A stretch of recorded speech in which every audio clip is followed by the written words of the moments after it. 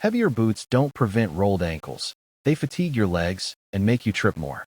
If your first hike is under 5 miles on a well-maintained path, your current gym sneakers are likely fine. You do not need to spend $200 on technical footwear just to walk in the woods. However, road shoes fail when the trail gets wet or steep.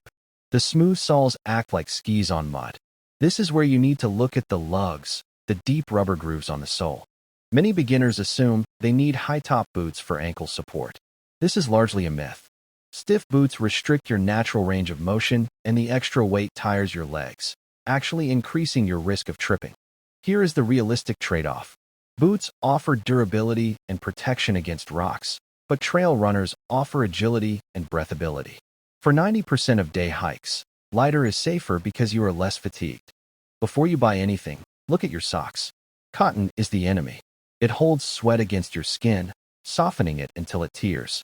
Expensive boots with cotton socks will still destroy your feet.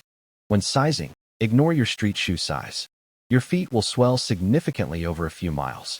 If your toes touch the front when you descend, you will lose toenails. Use the thumb test. Use this zone guide to match your shoe to your terrain.